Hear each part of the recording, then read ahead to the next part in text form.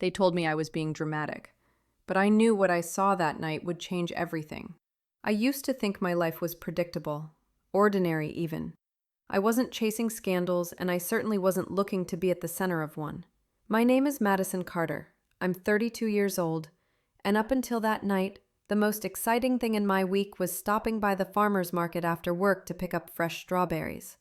I lived in a modest townhouse on the outskirts of Charlotte, North Carolina, where the nights were quiet, the neighbors friendly, and nothing truly remarkable ever happened. That normalcy was my comfort, until the night when one careless act, one moment of arrogance, and one powerful woman's denial shook it all apart. I still remember the air that evening, thick and heavy after a summer rain. The streets glistened with reflections of streetlights, and the tires of my Toyota Camry hummed against the wet pavement. I was coming back from a late shift at the hospital. Nothing glamorous, just long hours of paperwork and managing schedules. My role as an administrative coordinator didn't put me in the spotlight like doctors or nurses, but I was proud of the order I brought to chaos.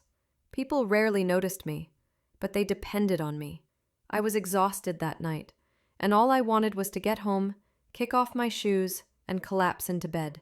My sister Lauren had texted me earlier, reminding me about our weekend plans with Mom. I planned to call her back once I got home. But on that drive, something happened that would not only derail my night, it would consume my weeks, my reputation, and nearly my sanity. I had just turned onto Brookshire Boulevard, a long stretch of road lined with dark warehouses and flickering streetlights. The rain had left a faint mist clinging to the asphalt. I drove cautiously, my hands steady on the wheel, knowing how slick the road could be. That's when I saw it. A black Range Rover swerving into my lane. At first, I thought maybe the driver was distracted, fumbling with a phone or trying to adjust the radio. But then the car lurched again, forcing me to slam my brakes. My heart shot into my throat. For a split second, the glare of their headlights blinded me. The SUV's bumper missed my front end by inches. I honked, my hands trembling against the wheel. The driver existed. When I pulled into my driveway, I sat in the car for a moment, gripping the steering wheel as if I needed proof I had survived something. My neighbor's porch light glowed faintly across the street, casting a quiet normalcy that felt almost mocking. How could life look so still when I felt so shaken? Inside, I called Lauren. My voice cracked as I described what had happened, the way the SUV had nearly clipped me, the way my heart hadn't slowed down since. She listened for a while, but then she laughed softly, trying to calm me. "Maddie, you always worry too much. People drive like idiots all the time. Maybe it wasn't as bad as you think." Her words stung. Not because she meant harm, but because she didn't see what I saw. To her, it was just another bad driver in a city full of them. To me, it was something more. The certainty in my gut told me so. But Lauren wasn't the only one who dismissed me. The next morning at work, I confided in Evelyn Ross, my supervisor. Evelyn was the kind of woman whose opinion carried weight. Firm, polished, respected. I told her about the Range Rover, how it nearly forced me off the road, how shaken I still felt. She folded her arms, her sharp eyes scanning me. "Madison," she said, in a tone that sounded almost maternal, "you're exaggerating. If something really happened, call the police. Otherwise, you can't let small things rattle you like this. People will think you're overreacting." Her words sliced deeper than my sister's. Coming from Evelyn, they felt like judgment, like she was branding me fragile, dramatic, unreliable. For the rest of that day, I walked through the hospital corridors carrying a weight that no one else could see. My coworkers smiled, waved, chatted casually, unaware that I was crumbling inside. Was I really being dramatic?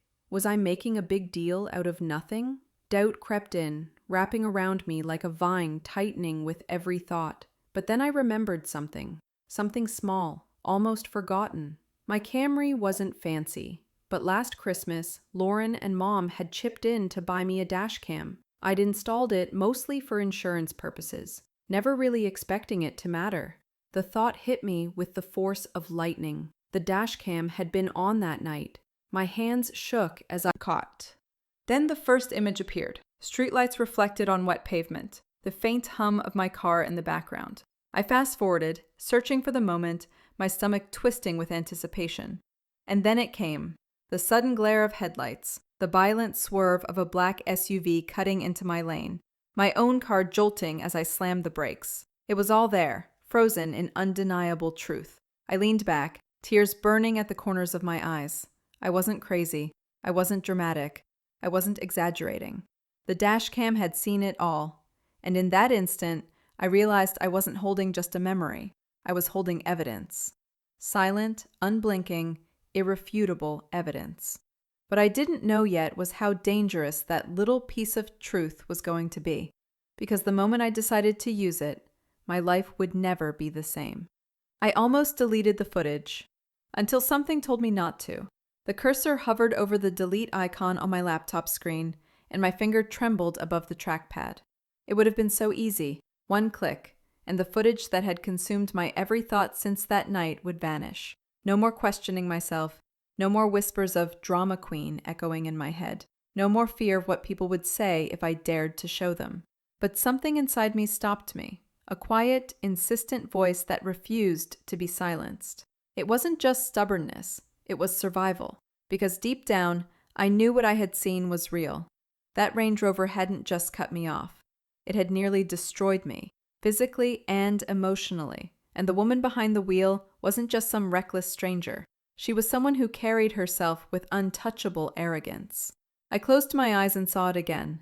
The black SUV swerving like a predator in the dark, its headlights glaring into my windshield, the metallic flash of the hood as it cut across my lane. And just as clearly, I remembered the profile of the driver. Not in perfect detail. It had been dark, the road slick, my heart racing too fast, but I knew enough. I had caught a glimpse of her face illuminated for one brief second, the way she sat tall behind the wheel, as if rules didn't apply to her. That was what haunted me most. Not just the danger of the moment, but the unmistakable sense that this person believed she was above consequence. At work, the story played out differently. My supervisor, Evelyn, I was simply spiraling. She had always been the type of woman who expected the world to bend around her. The polished suits, the authoritative stride through the hospital corridors, the kind of confidence that silenced rooms. Evelyn was respected, admired even, and she thrived on that reputation. Which is why I hesitated. If I showed her the footage, if she recognized herself in that driver's seat, what would she do? That was the thought that gnawed at me as I replayed the footage alone in my townhouse. I sat at the dining table late into the night, the rain outside having given way to a low fog that pressed against my windows. The dashcam video was open, paused at the moment right before the SUV swerved. My finger rested on the play button, but I couldn't bring myself to push it. What if the footage wasn't as clear as I remembered? What if I had convinced myself I'd seen her face when I hadn't? What if I pressed play and found nothing but blurry shapes and shadows? I'd already been dismissed once. I couldn't stomach the humiliation of being dismissed again, not with so much certainty pounding in my chest. So I waited. My laptop screen dimmed, the cursor blinking like a heartbeat against the frozen image. Every part of me screamed to watch it, to know, but fear kept me paralyzed. The next morning, exhaustion clung to me like a second skin. At work, I passed Evelyn in the hallway, her heels clicking against the polished floors. She didn't look at me, not really. Just a brief nod, a polite acknowledgement, as if my entire existence had been reduced to an insignificant inconvenience. It was then that I realized the real battle I was fighting wasn't just about what happened on the road. It was about the gulf between my truth and her denial. To her, I was a nuisance, someone trying to stir drama where none existed. To me, I was holding the weight of something dangerous, something she desperately wanted erased. And that thought? It terrified me. Because if Evelyn had been behind the wheel that night, then her arrogance wasn't just a workplace habit. It was a way of life. She had lived long enough above accountability to believe she was untouchable. By the time I returned home that evening, the decision I had been avoiding pressed harder against me. I needed to watch the footage.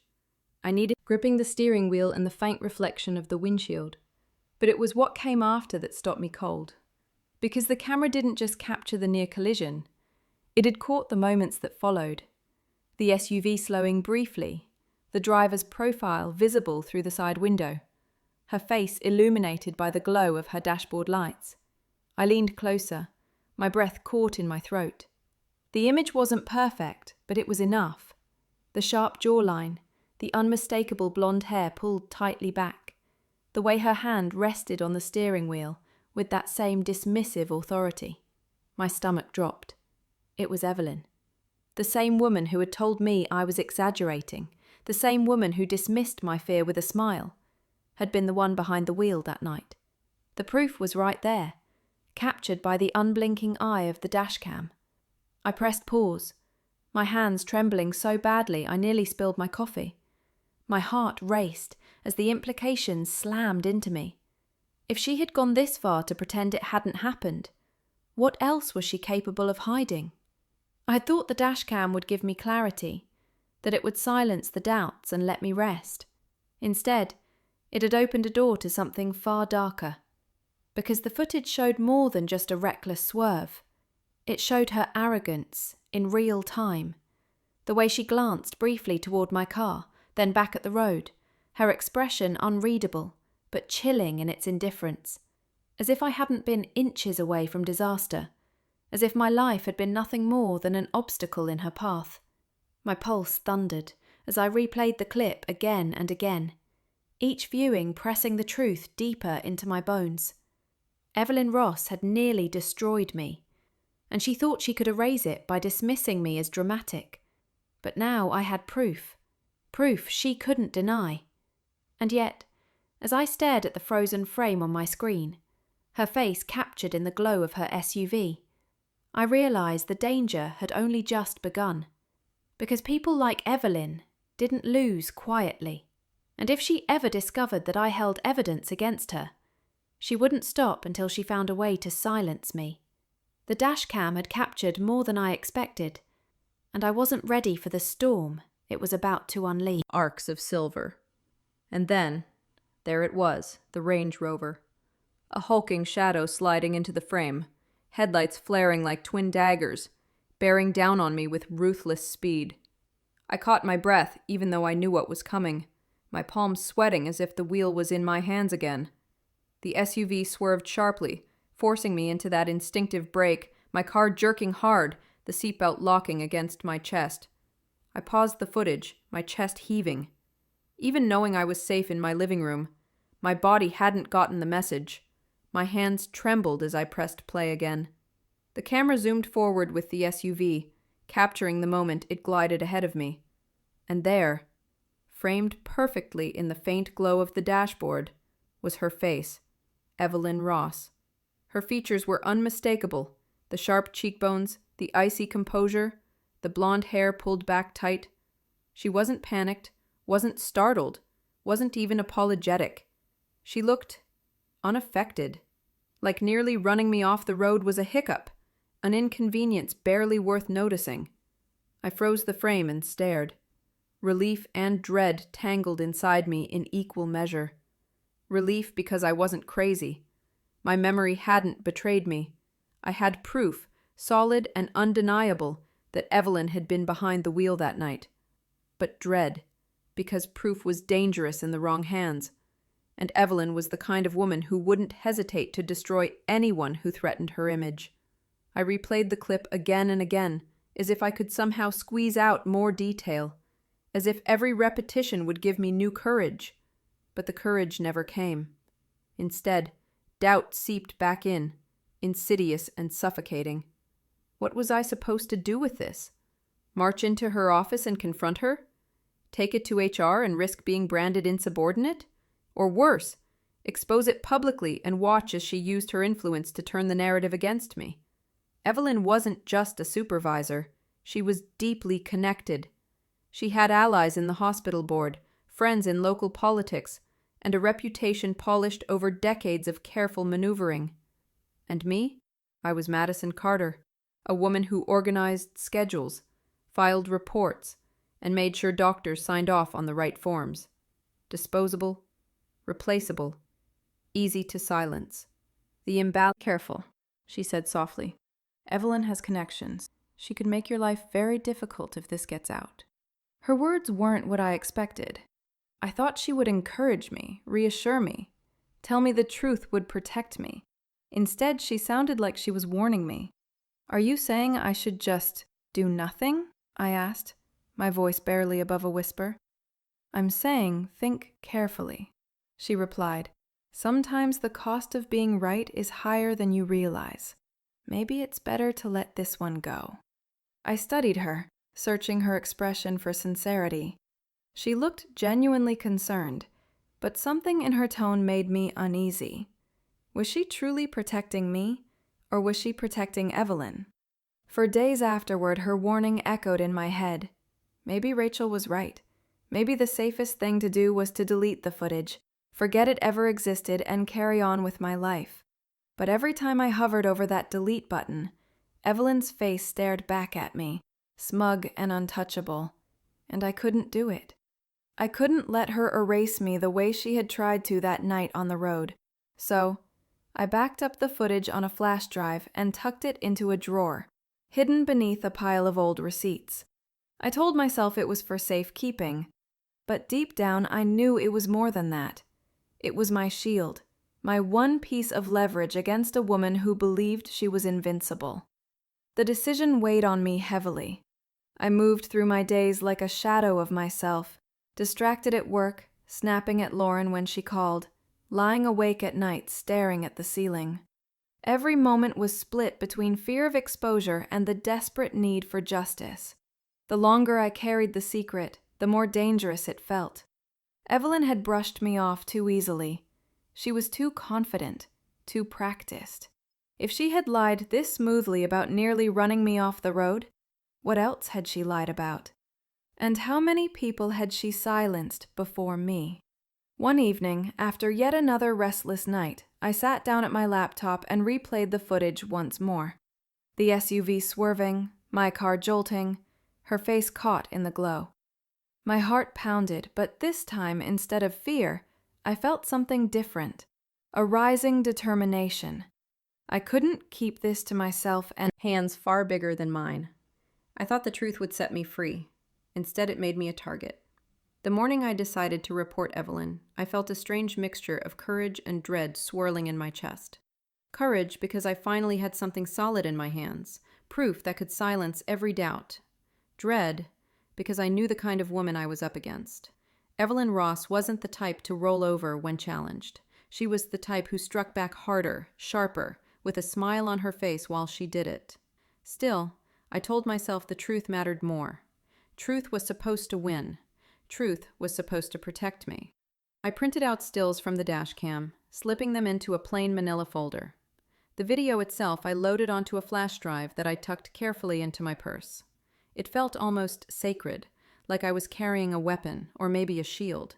At the hospital, I asked for a meeting with Human Resources. Rachel Donovan, the same HR rep who had once warned me to stay quiet, was there, sitting across the polished oak table with her soft smile and watchful eyes. I placed the folder on the table and slid it toward her. "Rachel, I need this on record," I said, my voice steadier than I expected. "Evelyn nearly ran me off the road last week. I have proof from my dashcam." For a moment, her expression faltered. She opened the folder, her eyes scanning the still images, the tension in her brow tightening as she saw Evelyn's face caught in the glare of her dashboard. But then, just as quickly, the warmth returned. "Madison, I'll look into this," she said gently, closing the folder. "But you know accusations like this are serious. You'll need to be prepared for questions and, well, for consequences." Her phrasing chilled me. Consequences. As if telling the truth was a crime. By the end of the day, I was summoned to Evelyn's office. The moment I walked in, I knew Rachel had already told her everything. Evelyn sat behind her desk, framed by the tall glass windows that overlooked the hospital courtyard. Her posture impeccable, her expression composed. "Madison," she said, gesturing to the chair across from her. "Sit down." I obeyed, gripping my purse where the flash drive was still tucked away. "I hear you've been making claims," Evelyn continued, her voice calm but cutting. "Serious claims." She leaned forward slightly. "About you. You work hard. I know you're stressed, and sometimes stress makes us misremember things. That's human. But making these kinds of accusations, it's reckless. Gaslighting. The word pulsed in my head, louder than her voice. She was twisting reality in real time, erasing my truth while looking me dead in the eye. By the next morning, whispers had already begun to spread. Colleagues who used to greet me warmly now avoided my gaze. I caught fragments of conversations in hallways. Can you believe it? She's saying Evelyn tried to run her off the road. That doesn't even sound like her. Everywhere I went, I felt the weight of judgment pressing against me, invisible but suffocating. Evelyn had moved faster than I realized, turning the narrative on its head before I had the chance to defend myself. She was painting me as unstable, fragile, dramatic. The very words she had used to dismiss me the first time, and people believed her. At lunch, I sat alone, my tray untouched. 2 nurses walked past my table, their voices lowered but not enough to hide the disdain. It's sad, really. She's always seemed a little off. Tears burned my eyes, but I forced them back. I wouldn't let them see me break. Not here. Not where Evelyn could watch from her throne and smirk at my humiliation. But at night, in the silence of my townhouse, the doubt returned with brutal force. What if they were right? What if I was making this bigger than it really was? What if my desperate need to be believed had clouded my judgment? I played the footage again, clinging to it like a lifeline. The SUV swerving, her face caught in the glow, the cold indifference in her expression. It was all there, clear and undeniable. And yet, surrounded by voices telling me I was wrong, I started to question even the evidence in front of me. That was the cruelest part of gaslighting. It wasn't just that others doubted you. It was that you started to doubt yourself. The humiliation grew heavier each day. Rachel avoided me in the halls now, her eyes darting away like she couldn't stand the sight of me. A doctor I had worked with for years muttered under his breath when I handed him a file. Even Lauren, when I called her in tears, "Is this?" Another pause, then words that made my heart slam against my ribs. I saw what happened that night. I was there. And I think you need to know, you're not alone. When a stranger's voice echoed my truth, I finally felt less alone. For days it had been just me against Evelyn, my truth against her lies. I had started to wonder if I was fighting a battle already lost. But that late-night phone call changed everything. The voice on the other end was cautious, almost trembling, as if each word risked exposure. "My name is Caleb Turner," he said. "I was driving behind you that night. I saw her cut you off. I saw the whole thing." I sat frozen, my breath caught in my chest. Another witness, someone who wasn't me, someone who could confirm everything I'd been screaming into the void. "Caleb," I whispered, gripping the phone so tightly it hurt. "Do you have any idea what this means? You can prove I'm not crazy. You can prove Evelyn did this." But instead of reassurance, there was hesitation on his end. "I don't know if I can get involved. She's powerful. People listen to her. And people like me, I'm nobody. If she finds out I spoke up, I could lose everything." His words stung because I understood them. I had already tasted the weight of Evelyn's influence. I had already seen how quickly she could twist reality and turn people against me. If Caleb stepped forward, he wouldn't just be speaking the truth, he would be putting himself in her crosshairs. Still, I couldn't let him back away. "Caleb, please," I said, desperation cracking my voice. "She's destroying me. Everyone thinks I'm exaggerating, unstable. They won't believe me unless someone else stands with me. You saw what happened. You know I'm telling the truth." There was a long silence. I imagined him sitting in some quiet room, pacing back and forth, wrestling with his fear. Finally, he spoke. "I'll think about it. But don't use my name yet. Don't tell anyone we spoke, not until I'm ready." The call ended, leaving me both hopeful and restless. For the first time in weeks, I wasn't alone in this fight. But his reluctance lingered in my mind. It challenged her. So, I began to plan. I started by making multiple copies of the video, storing them in different places: the cloud, an external drive hidden in my closet, a USB tucked into the lining of my purse. If Evelyn somehow found one, I'd still have another. I was no longer just fighting for proof. I was protecting it like it was my only lifeline. Each day that passed, my resolve hardened, but so did my anxiety. Every time my phone buzzed, I feared it was Evelyn. Every time I walked into the hospital, I felt eyes on me, whispers trailing behind me. I caught sight of her once in the cafeteria, laughing with a group of board members, her posture regal, her voice commanding. She looked untouchable, and yet I knew the truth. The gap between what I knew and what everyone else believed felt like a chasm I couldn't cross alone. Caleb was the only bridge I had, and he was still wavering. I called him again 2 nights later. His voice was quieter this time, more strained. "Madison, I don't know if I can do this. You don't understand. People like her, they ruin lives. I've seen it happen. If I put my name on this, I'll be next." I pressed my forehead into my hand, tears hot in my eyes. "Caleb, she's already ruining mine. Please, if you stay silent, she wins. If you step forward, maybe we both have a chance." Another pause. Then reluctantly, he said, "I'll think about it. Just give me time." Time. That was the one thing I didn't feel like I had, because Evelyn was already moving. I didn't have proof of it yet, but I felt it. The way Rachel avoided me now, the way my emails went unanswered, the way whispers followed me into every meeting. It all told me she was tightening her grip, rewriting the story faster than I could fight it. One evening, I returned to my car in the hospital parking garage and found the dashcam cord unplugged. The device itself was still there, but the light was off, its watchful eye silenced. My blood ran cold. Had Evelyn already tried to erase my one safeguard? I rushed home, double-checking my hidden copies, my hands shaking so badly I could barely type my password. Relief flooded me when the files appeared on the screen, intact. But the fear stayed. She knew. She had to know. Of her face on my screen, my phone buzzed again. Another unknown number. My stomach dropped. I answered, my voice unsteady. "Hello?"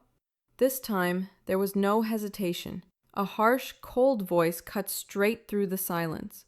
"You need to stop talking about that night. You need to stop showing that video, or it won't just disappear. You will."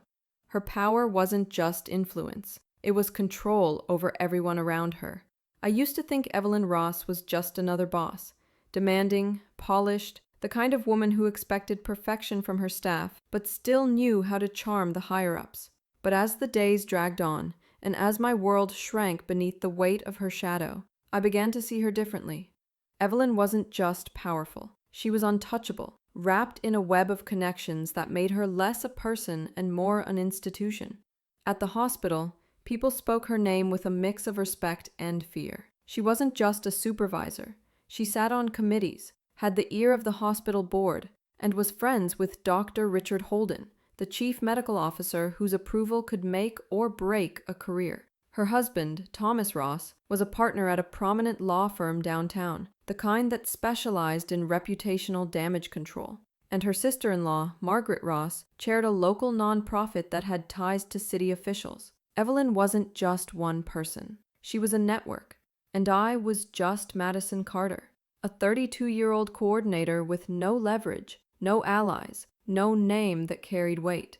The realization sank in slowly, like poison spreading through my veins.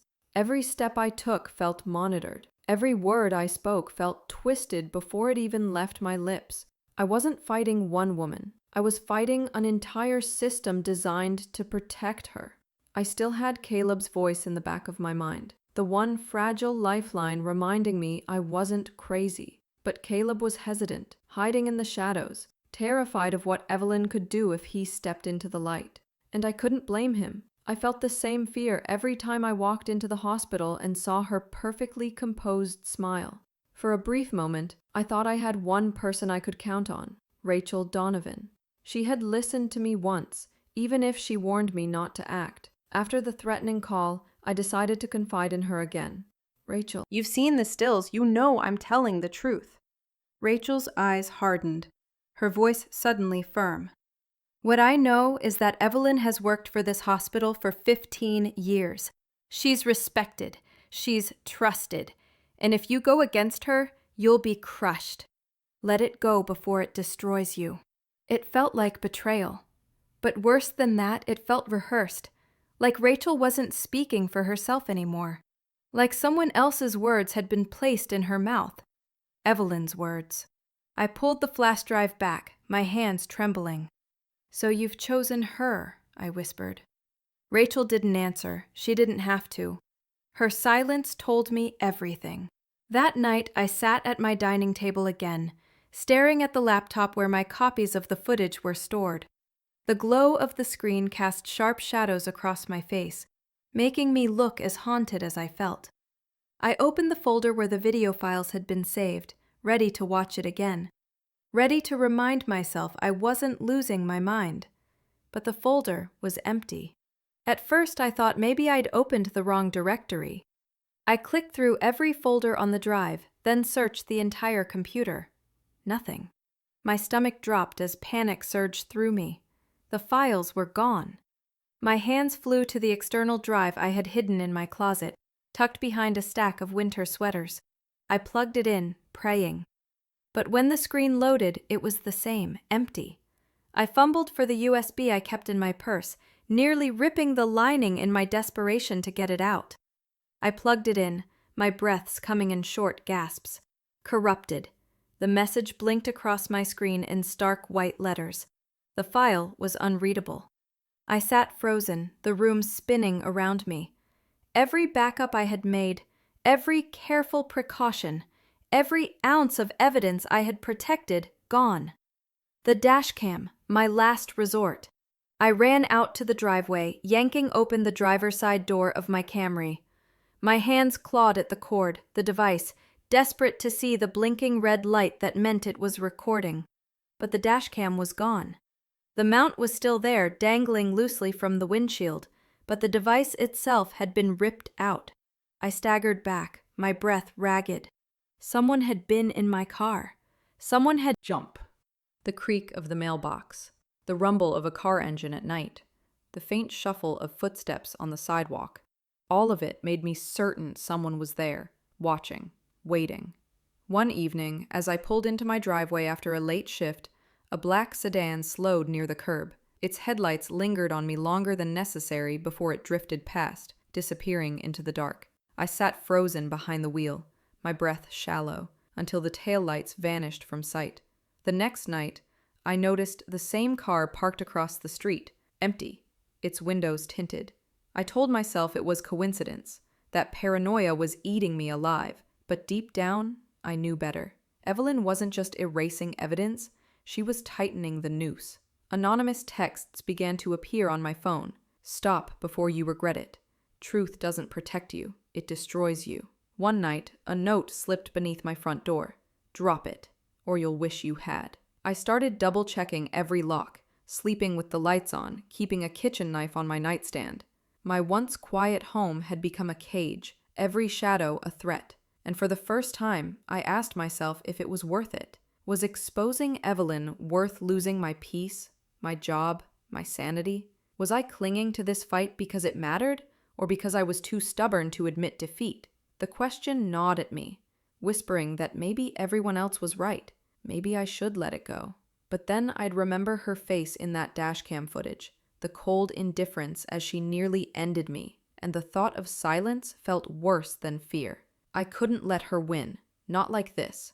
So I fought back the only way I knew how. If she could erase my files, I would make more. If she could steal my dashcam, I would scatter the evidence so widely she couldn't possibly touch it all. I uploaded the footage to a private cloud server, hidden under a false name. I sent copies to 2 old friends out of state, people I trusted to keep it safe without asking questions. I even stored a copy in a locked deposit box at the bank, my hands trembling as I slid the envelope inside. Each backup gave me a fragile sense of control, but it didn't erase the fear. At work, I felt Evelyn's presence everywhere, in the way colleagues whispered when I walked into a room, in the way Rachel avoided every rumor she'd ever spread would be dragged into the light. Evelyn would unleash everything she had against me. But wasn't that already happening? Wasn't I already drowning in whispers? Already living under threat? At least if I went public, the truth wouldn't die with me. I began to plan carefully. I researched local news outlets, looking for journalists with reputations for exposing corruption. I drafted anonymous emails, attaching blurred stills from the footage, testing the waters without revealing my identity. Each step was small, cautious, but each one made the idea more real. Meanwhile, the threats continued. The black sedan appeared again outside my townhouse. One night, I came home to find my front door slightly ajar, though nothing seemed stolen. It was worse than theft. It was a message. They could come and go whenever they pleased. My hands shook as I packed a small overnight bag and drove to Lauren's house across town. I told her I needed a break, but I didn't tell her why. She wouldn't understand. She'd still tell me I was exaggerating, still try to soothe me with the lie that Evelyn wasn't dangerous. I couldn't afford denial anymore. I was living in reality, no matter how terrifying it was. Late one night, alone in Lauren's guest room, I opened my laptop and stared at the frozen frame once again. Evelyn's face, illuminated by her dashboard, her indifference captured forever. My pulse raced, but this time it wasn't fear, it was resolve. I whispered to myself, "You don't get to erase me." That was the moment the decision solidified. I would take the footage into the light, where Evelyn couldn't twist it, couldn't delete it, couldn't bury it. The question was how and when. 2 days later, my opportunity arrived. The hospital announced a quarterly board meeting, a gathering of department heads, physicians, and executives. Evelyn would be there, front and center. It was the kind of stage she thrived on, the kind of stage she never expected to lose. And suddenly I knew. That was where I would play the video. I spent the next nights preparing, rehearsing, steadying myself. I copied the footage onto a secure drive, sealed it in an envelope, and kept it in my bag at all times. I pictured the moment over and over. Straight into the lion's den. The room fell silent as I pressed play. The boardroom was colder than I expected, the hum of the overhead air conditioning filling the silence like a warning. Long glass windows stretched across the far wall, revealing the hospital courtyard below. But the view felt distant, irrelevant. What mattered was inside this room, the polished oak table, the stiff leather chairs, and the faces of people who would decide whether my truth lived or died. I sat near the end, my pulse thundering in my ears. At the head of the table was Evelyn Ross, perfectly composed as always. Her blazer was crisp, her hair pinned into its signature tight bun, and her smile carried the confidence of someone who already knew the outcome. She radiated control.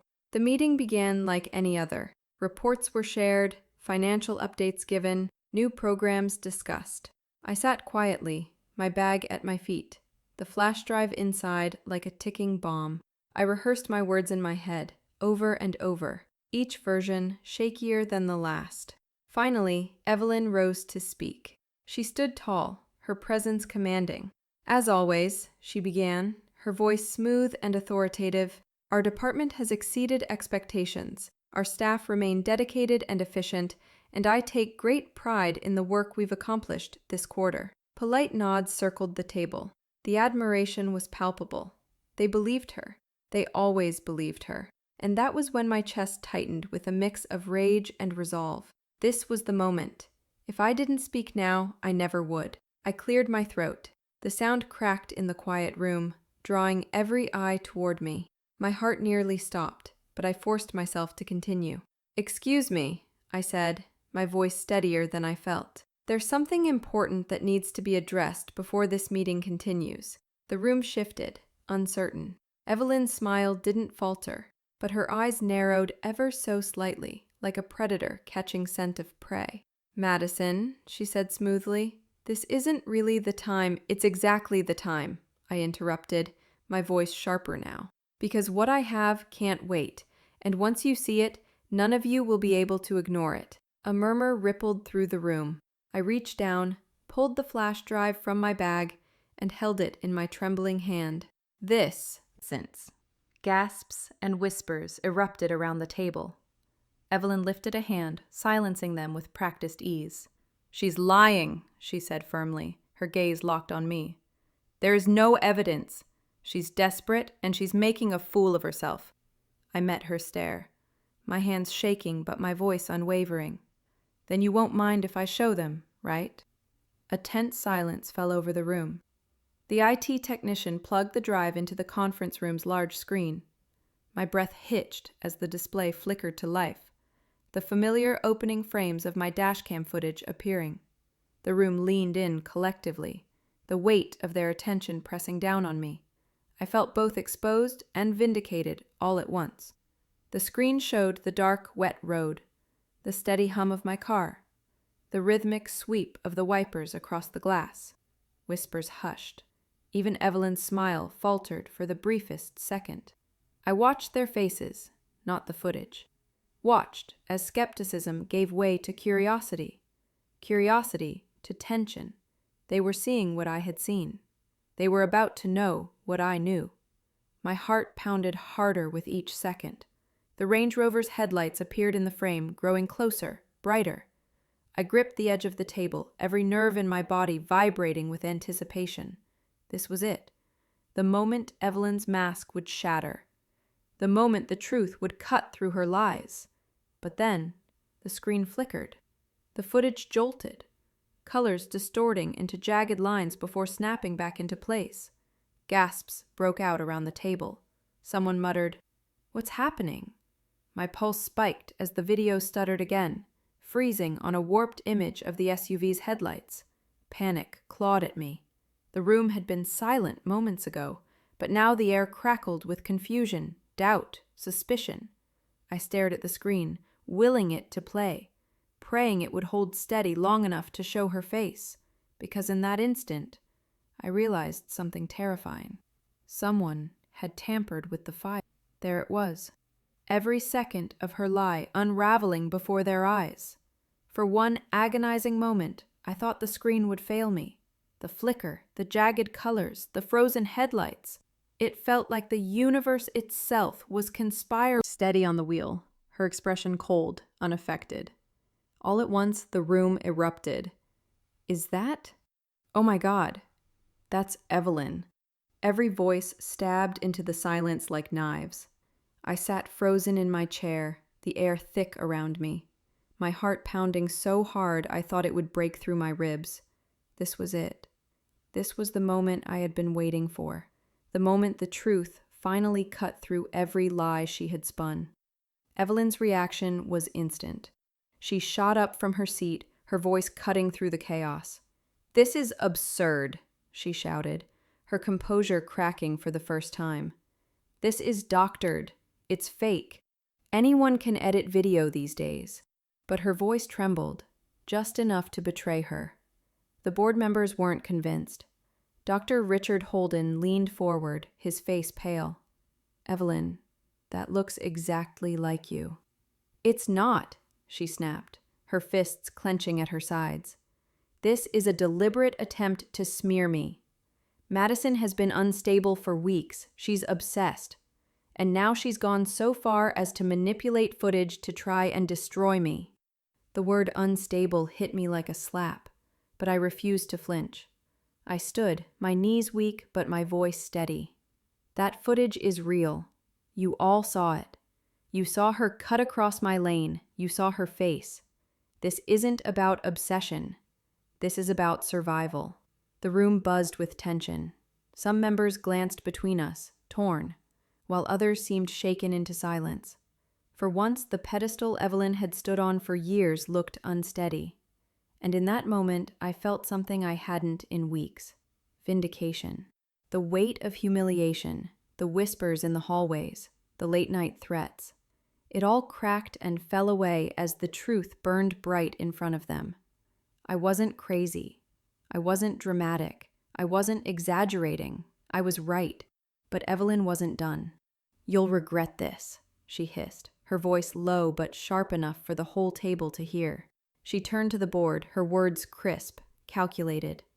This is defamation. She is making reckless accusations based on fabricated evidence. If this board doesn't act, my attorneys will. And Madison will be held. You can't erase it. You can't erase me.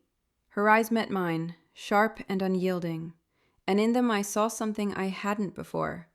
Not arrogance, not denial, hatred. She leaned closer. Her words meant only for me, but sharp enough to pierce the air. This isn't over, Madison. You think one video will bring me down? You don't know who you're dealing with. Her promise chilled me more than any threat I had received, because I knew she meant it. For every truth revealed, she spun 10 new lies. In the days after the board meeting, I thought maybe the tide had finally turned. The footage had been seen, the gasps had echoed, and Evelyn's mask had cracked in front of everyone. I thought that would be enough, that the truth would finally tip the balance. But Evelyn wasn't finished. She was just getting started. Almost immediately, the rumors began. Whispers in the break room grew louder. Colleagues who used to greet me with smiles now turned away, their eyes avoiding mine. And then the stories started to spread. Stories that painted me as something I barely recognized. She's been unstable for months. She's obsessed with Evelyn. It's unhealthy. Did you hear she edited that footage herself? The lies multiplied like wildfire, faster than I could chase them down. Evelyn had always known how to wield her influence, and now she used it with surgical precision. She didn't just discredit me, she dismantled me. A week later, I was pulled into HR. Rachel sat across from me, her expression carefully neutral as she slid a folder across the table. Inside was a formal notice. I was being placed on administrative leave pending investigation into unprofessional conduct. My stomach dropped.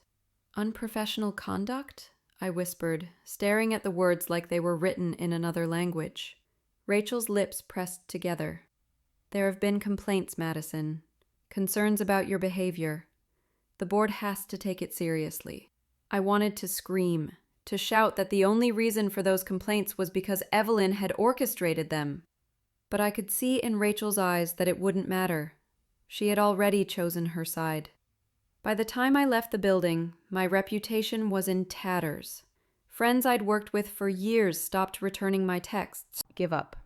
A stranger emailed me after the footage leaked online. Their words, simple but searing. I believe you. Don't stop fighting. Another message came from a woman across town. Evelyn did the same thing to me. She ruined my career when I tried to speak out. Don't let her win.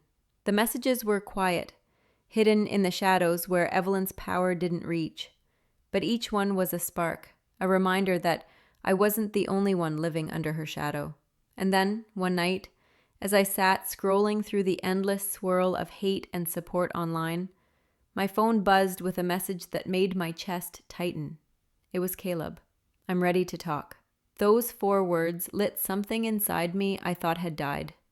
Caleb, the one witness who had seen everything, who had wavered in fear. He was coming back. I met him 2 days later in a quiet diner off the interstate. His eyes were tired, his hands restless around a coffee cup, but his voice was steady. I can't keep pretending I didn't see it, he said. I know what happened, and if you're willing to fight, then so am I. Relief nearly broke me. For the first time in weeks, I felt less like a lone soldier and more like part of a battle worth fighting. But even with Caleb by my side, the war was far from over. Because Evelyn wasn't just powerful, she was practiced. She had buried others before me. I could feel it in the way the whispers moved, in the way people avoided my eyes like they'd been trained to. And then, in a twist of cruel fate, I stumbled onto the proof. It happened late at night, long after I should have been asleep. I was scrolling through old articles online, desperate to understand how Evelyn had built such an untouchable empire. That's when I found it. An archived news clipping from 8 years ago. A nurse at another hospital. A whistleblower. A woman named Catherine Doyle. The article was vague, only a few paragraphs long, but it hinted at a scandal. a nurse who had accused her supervisor of negligence only to be discredited and forced to resign. The supervisor's name wasn't listed, but the description of her position, her department, her unwavering reputation, it all pointed to Evelyn. My pulse raced as I dug deeper, finding forums, old blog posts, scattered fragments in Evelyn's perfectly tailored suit. The more I pulled, the more her carefully constructed image began to unravel. I spent nights hunched over my laptop, combing through news archives, medical forums, even old hospital newsletters that most people had forgotten existed. And the more I searched, the more a pattern emerged. Evelyn had been at the center of misunderstandings before. A billing irregularity that mysteriously vanished. A nurse who resigned after a heated dispute. A young resident whose career ended abruptly after an incident that was never fully explained. None of it was concrete, but each fragment pointed to a trail of destruction Evelyn had left behind. And then the emails started. It began with a message from a woman named Rebecca Hayes, a former administrative assistant at another hospital. She had seen the footage of my near accident circulating online and recognized Evelyn immediately. "I know what she did to you," Rebecca wrote. "She did the same to me. Different circumstances, same lies. I lost my job, my reputation. I couldn't fight back. But you can." Her words ignited something in me. For weeks I had been isolated, drowning under Evelyn's lies. Now, suddenly, I wasn't just fighting for myself, I was fighting for all of us. More messages followed. A retired nurse from Asheville, a former patient advocate from Raleigh, a junior doctor who had been silenced years ago. Each story was different, but the theme was always the same. Evelyn using her influence to protect herself, twisting the truth until the victim was the one who looked guilty. I began collecting their testimonies, documenting each one carefully. I created a digital folder filled with their statements, their timelines, their evidence. Every time I added a new name, I felt stronger. It was no longer just my word against hers. It was a chorus of voices, all telling the same story. I reached out to Catherine Doyle, the nurse from the archived article. To my surprise, she agreed to meet. We sat across from each other in a quiet coffee shop, her hands trembling slightly as she stirred her tea. "She ruined me," Catherine said softly, her voice carrying the weight of years. I spoke up about unsafe practices, and she turned everyone against me, stronger than ever. "If we all stand together," he said one night as we sifted through the evidence, "she can't silence us all. She's powerful, but she's not invincible." For the first time in weeks, I allowed myself to believe that might be true. The movement grew quietly, a network of people who had been burned by Evelyn, who had stories to tell and scars to show. We exchanged emails, encrypted calls, even late-night meetings in quiet diners and empty church basements. What started as my lonely battle was turning into a collective resistance, and with that support came empowerment. I began speaking louder, standing taller. When whispers followed me in the hospital halls, I no longer shrank. I met their eyes, daring them to look away. When Evelyn passed me with her cold smile, I smiled back, no longer hiding my defiance. Her mask was cracking. I could see it in the way her jaw tightened, the way her eyes darted when she thought no one was watching. She was still fighting, but for the first time, she looked afraid. But just as I began to feel the strength of numbers, I stumbled onto something that shook me to my core. It was late one night, long past midnight. I was scrolling through public court records, looking for anything tied to Evelyn or her husband's law firm. Most of it was routine, civil cases, contracts, settlements. But then I found it. A sealed case. The name redacted in most places, but the details chilling. It involved a car accident, a fatal one. The more I read, the more my stomach dropped. The case dated back 15 years, long before Evelyn worked at our hospital. A pedestrian had been struck in a hit and run. The driver was never publicly identified, but the case had been settled quietly, out of court. And buried in the footnotes, almost missed, was a single name listed as a related party, Thomas Ross. Evelyn's husband. My blood ran cold. Had Evelyn been involved? Had her family already covered something up long before this? I leaned back in my chair, my breath unsteady. Suddenly, everything I thought I knew about Evelyn's power felt smaller compared to this. This wasn't just about a supervisor abusing her staff or a woman hiding her recklessness on the road. This was about something much bigger, something darker. Because if Evelyn and her husband had buried a fatal accident once, it wasn't just negligence. It was proof that her family had the influence to bury lives, to erase accountability. If they could silence something as devastating as that, what chance did I ever have? I kept digging.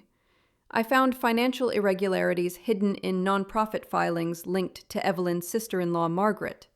Large sums redirected to consulting fees that didn't add up. A scholarship fund Evelyn had promoted years ago that mysteriously disappeared after collecting donations.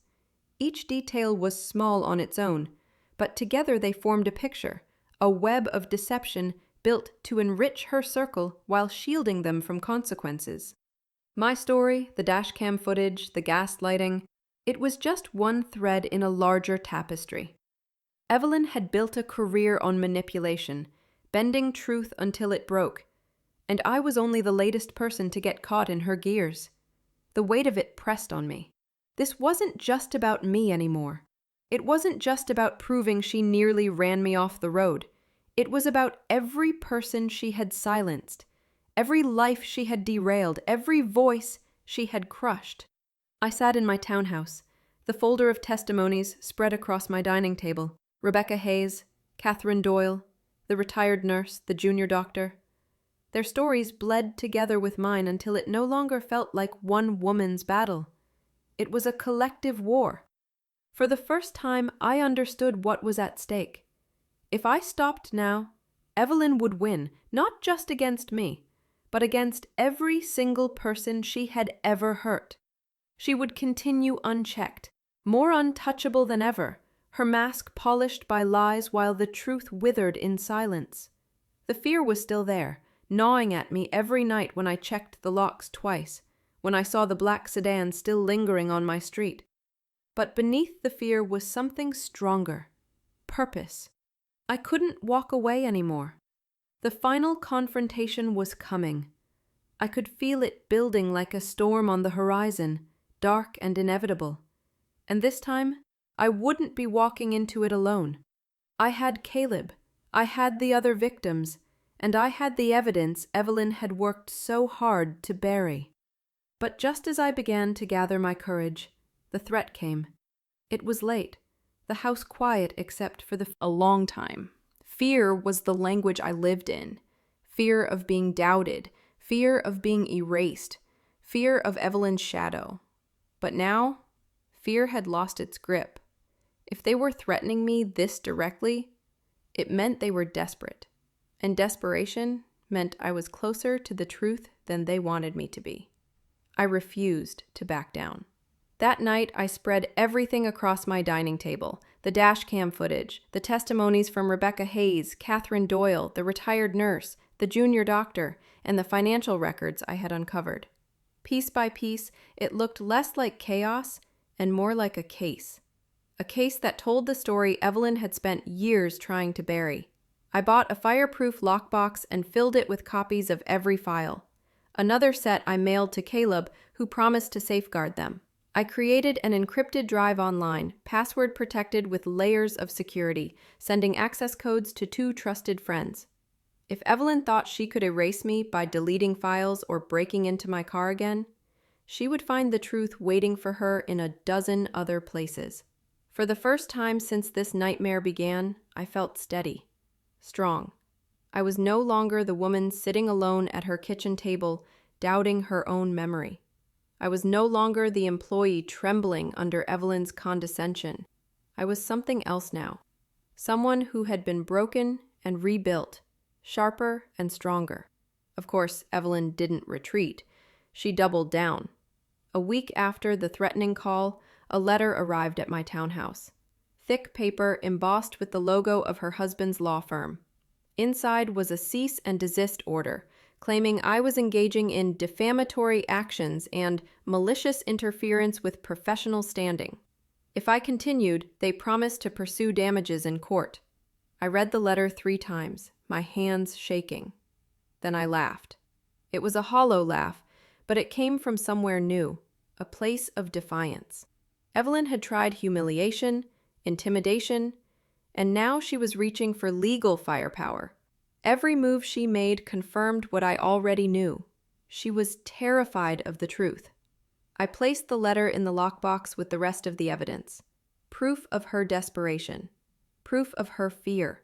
Caleb and I continued to meet in secret, sometimes in quiet diners, sometimes in the back corners of libraries where no one looked twice. Her support. A board member quietly emailed me, thanking me for my courage. A nurse slipped me a note in the hallway. She did it to me too. I'm behind you. The tide was shifting, but Evelyn still had her claws sunk deep. The week before the confrontation, I woke to find red spray paint across my driveway. 2 words, jagged and uneven. Liar and stop. I stared at it for a long time. The morning sun gleaming off the paint, the smell sharp in the air. Neighbors peeked from their windows, whispering, watching. I felt the familiar flicker of shame, but it didn't last. Instead, anger surged through me. They wanted me silent. They wanted me erased. And that was exactly why I couldn't stop. The hospital board announced an emergency hearing, a final meeting to address the disruptions caused by my accusations. Evelyn would be there. I would be there. And so would the evidence. The stage was set. I packed my bag carefully the night before. The flash drive, the lockbox key, printed statements, copies of every testimony. My hands shook as I zipped it closed, but not from fear, from anticipation. This was it. Truth versus power. And for the first time, I believed truth had a chance. The final showdown was scheduled, and I was ready to walk straight into it. All I had left was courage, and the truth on my side. The boardroom was packed tighter than I'd ever seen. Executives lined the long table, department heads filled the rows of chairs along the walls, and even a few staff members lingered in the back, their curiosity too strong to resist. The hum of whispered conversations buzzed like electricity in the air. I sat at the far end, my bag at my feet, the evidence inside like a living thing. Every muscle in my body was tense, but beneath the fear there was a calm resolve. For the first time, I wasn't here to defend myself. I was here to expose her. Evelyn entered the room like a queen stepping into her court. Her blazer was immaculate, her smile perfectly measured, her stride full of confidence. She greeted board members warmly, shaking hands, leaning in with that polished charm she had perfected over years of careful practice. To anyone watching, she looked untouchable. But I knew the cracks were there. I had seen them, and I was about to shatter them wide open. My voice clear. She's right about one thing. This has gone far enough. But what you're about to see isn't a smear campaign. It's the truth Evelyn has been hiding for years.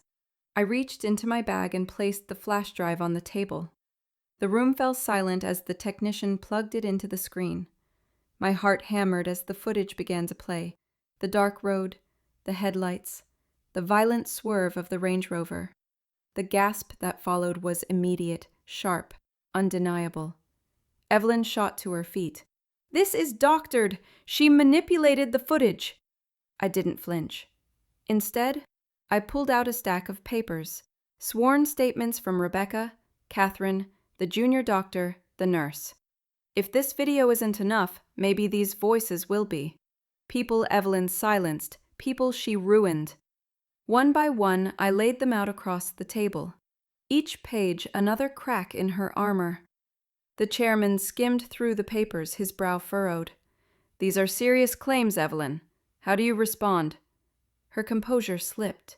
"These are lies. Bitter people looking for someone to blame. They're jealous of my success. None of this has any merit." But her voice was sharper now, her tone desperate. I reached for the final blow. "If you don't believe them, then maybe you'll believe the financial records, the missing scholarship funds, the irregular non-profit filings, or maybe the sealed case tied to her husband's firm covering a fatal hit and run."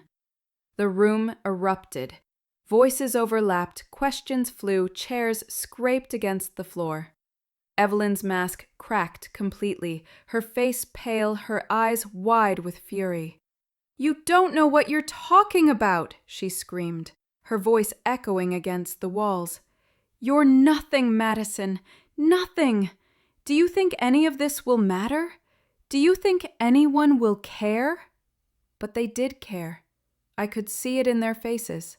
For the first time, people weren't looking at Evelyn with respect. They were looking at her with doubt, with suspicion, with betrayal. The power had shifted, and Evelyn felt it. She slammed her fists against the table, her voice shaking with rage. "You will regret this," she shouted. "If it's the last thing I do, I'll..." Eyes. Evelyn stormed out without another word, her heels striking the floor in sharp, uneven beats. For the first time, her stride didn't look like power. It looked like retreat. In the weeks that followed, the fallout spread quickly. Evelyn was placed on indefinite leave, her position under review. Her allies tried to defend her at first, but the weight of the evidence was too heavy. The dashcam footage, the testimonies, the financial records, all of it formed a wall she couldn't climb. And as the walls closed in, her influence slipped through her fingers. Board members distanced themselves. Colleagues whispered, not with fear anymore, but with anger. Anger at being manipulated for so long. I heard later that her husband's law firm came under scrutiny too. The sealed case pulled back into the light. It wasn't just Evelyn who was facing consequences. It was her entire network. The empire she had built on intimidation and deceit was crumbling piece by piece. For me, the change was slower, quieter. People who had avoided me in the halls began to meet my eyes again. Some offered apologies, small and hesitant. Others simply nodded in acknowledgement, a silent gesture of respect. Lauren called one evening, her voice heavy with regret. "Maddie, I'm sorry. I should have believed you from the beginning." I didn't know what to say. The hurt still lingered, but so did the relief. For the first time in months, I felt like my world wasn't shrinking anymore. It was opening again. Caleb remained by my side, his steady presence a reminder that truth had allies, even when it felt like I was standing alone. And the other victims, the voices Evelyn had silenced for years, found strength in each other. Together, we formed something Evelyn could never erase.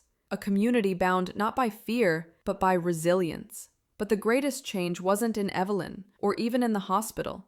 It was in me. I thought back to that first night on Brookshire Boulevard, the headlights blinding me, the terror of my car jerking under the weight of her arrogance. I remembered sitting alone at my kitchen table, wondering if I was crazy, if my truth was worth the fight. And now, standing at the end of it all, I realized I had been remade by this battle. I was no longer the woman who doubted her own voice. I was someone who had faced power, intimidation, and fear, and refused to be erased. The dashcam had captured more frame of Evelyn's face in the dashcam footage. I thought about more than myself.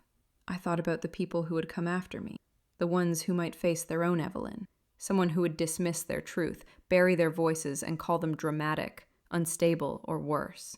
And I thought about the question that haunted me most. When the truth is inconvenient, will you dismiss it or dare to believe it? Because in the end, that choice doesn't just define the person silenced, it defines us all. If this story struck a chord, share your thoughts in the comments. When the truth is inconvenient, do you dismiss it or dare to believe it? Tell me your own experience so others know they're not alone. And don't forget to like and share this video to help the truth reach more people.